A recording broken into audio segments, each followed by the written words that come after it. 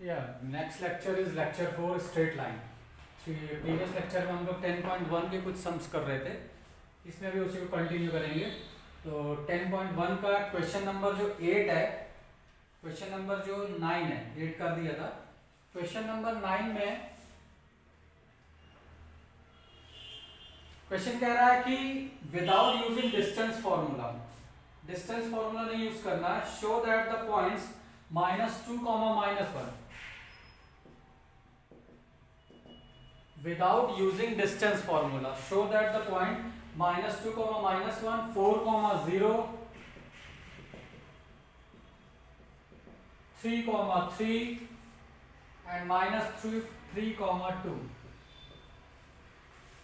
These are the points. कह रहा है कि आप vertices of a parallelogram, कह रहा है कि ये जो पॉइंट्स हैं ये vertices of a parallelogram है और without using the distance formula. तो पैरेललोग्राम में आपकी पैरेललोग्राम की कंडीशन आपको पता होनी चाहिए। This is the parallelogram P Q R S। तो इसके कोऑर्डिनेट्स लेट कर लेते हैं, P Q R और S। तो पैरेललोग्राम की जो डेफिनेशन होती है, opposite sides are parallel and equal, this one and this one, equal and parallel. दूसरा ये होता है प्रॉपर्टी कि जो इसके डायगोनल होते हैं ये बाइसेक्ट करते हैं equally each other, diagonal bisect equally each other. इसका मतलब अगर हम दोनों डायगोनल के मिड पॉइंट को इक्वेट कर दें तो ये प्रूव हो जाएगा कि ये पैरेललोग्राम है। तो डायगोनल्स पी आर,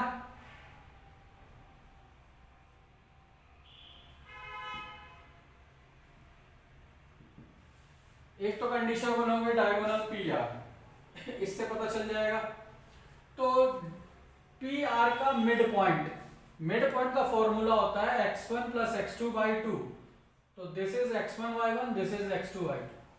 तो x1 + x2/2, y1 y2/2। तो this one is 1/2 and this is 2/2, 1। तो जो पी आर का जो डायगोनल है वो तुम्हारा आ रहा 1/2, 1, mid point of diagonal.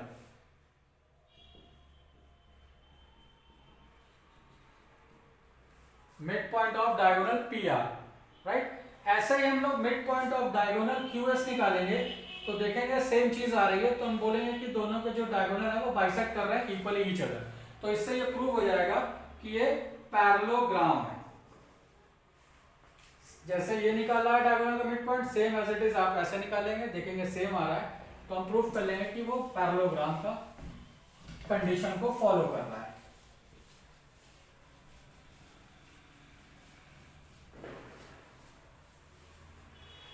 Question number 11, question number 11 भी काफी इंपॉर्टेंट है। क्वेश्चन नंबर 11 में कह रहा है कि slope of a line, the slope of a line is double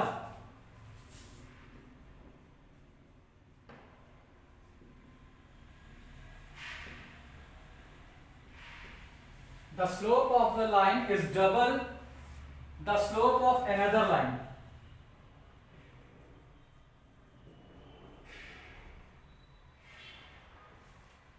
the slope of another line if tangent of the angle between them is 1/3।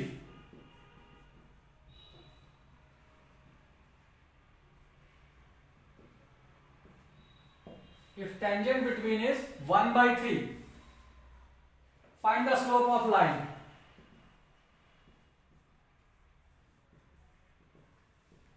तो मैंने अभी प्रीवियस लेक्चर में आपको एंगल बिटवीन टू लाइंस का फॉर्मूला लिखवाया था। तो कह रहा है कि slope of one line is double the slope of another line. तो let slope of one line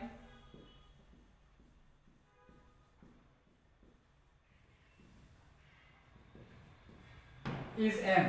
तो एक लाइन का जो स्लोप है वो हमने m लेट कर लिया, तो सेकंड का क्या हो जाएगा,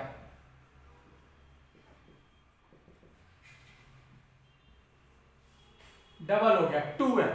फर्स्ट वन इज m, तो सेकंड का हो गया 2m। तो एंगल बिटवीन लाइंस का फॉर्मूला लिखवाया था, टेंजेंट का मतलब होता है tan, तो दोनों के बीच का जो एंगल होता है वो tan के रिस्पेक्ट में होता है। वो फॉर्मूला लिखवाया था m1 minus m2 upon 1 plus m1 m2। तो किसी भी एक को m1 लिख लो और सेकेंड को m2 लिख लो, फॉर्मूला पुट करो तो tan थीटा जो एंगल है दोनों के बीच में वो 1/3 गिवन है, तो हेयर 1/3 फॉर्मूला लगाएंगे m1 minus m2 upon 1 plus m1 m2, तो ये हो जाएगा 2m स्क्वायर, ये मल्टीप्लाई करेंगे m1 m2, तो 2m और m का m स्क्वायर। इसको अगर आप सिंप्लीफाई करोगे तो m की दो वैल्यूज आएंगी, वो दोनों आपके आंसर हो जाएंगे। इसको क्या लिखेंगे 1/3, ये हो गया आपका माइनस m, जब मॉडुलस खोलेंगे तो यहाँ से प्लस माइनस, इसमें प्लस माइनस लगा दो, ये हो गया m upon 1 plus 2m square. तो आपको यहाँ पे समझा देता हूँ, ये मॉडुलस हमने ओपन किया तो यहाँ पे पॉजिटिव नेगेटिव वैल्यू लगती, ये अब मॉडुलस है, मॉडुलस तो पॉजिटिव होता है, तो ये हो गया पॉजिटिव m और ये हो गया 1 प्लस 2m स्क्वायर। जब क्रॉस मल्टीप्लाई करोगे तो m क्वाड्रेटिक में है तो m की दो वैल्यूज आएंगी, वो दोनों वैल्यूज आपका आंसर हो जाएंगी, वो दोनों वैल्यूज आपकी आएंगी और दोनों क्वाड्रेटिक को सॉल्व करोगे तो आपका आंसर आ जाएगा।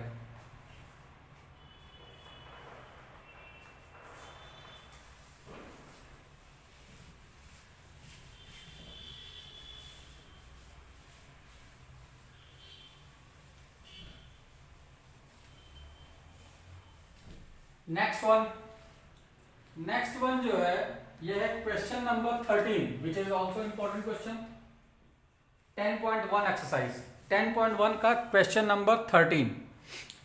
क्वेश्चन नंबर 13 में आपको बोला जा रहा है कि points h, 0 a, b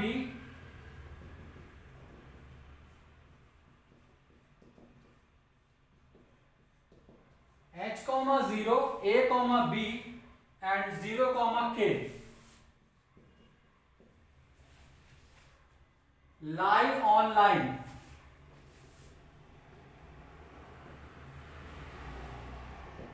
lie on line। तो आपको शो करना है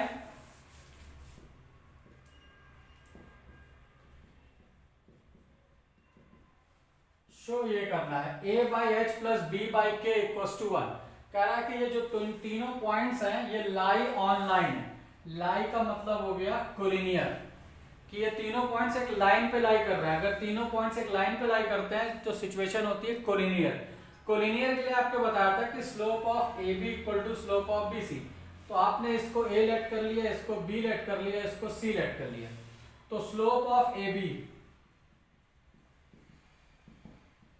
तो ए और ये बी, तो x1 y1 x2 y2, slope का फॉर्मूला लिखवाया था y2 minus y1 upon x2 minus x1, तो ये हो गया ए बी का स्लोप। सिमिलरली BC का स्लोप, दोनों इक्वल करना है आपको, both the slope of equal, x1 y1 x2 y2, तो y2 minus y1 equal to x2 minus x1, तो ये आ गया, दोनों का स्लोप इक्वेट कर दिया, ये स्लोप ऑफ BC है। Here b upon a minus h equal to k minus b upon minus a, cross multiply करेंगे तो ये माइनस ए बी हो जाएगा, a k minus a b minus h k plus b H,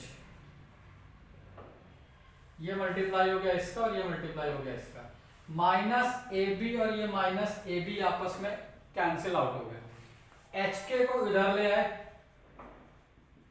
और बाकी term को as it is रख दिया, बी एच प्लस ए के, राइट।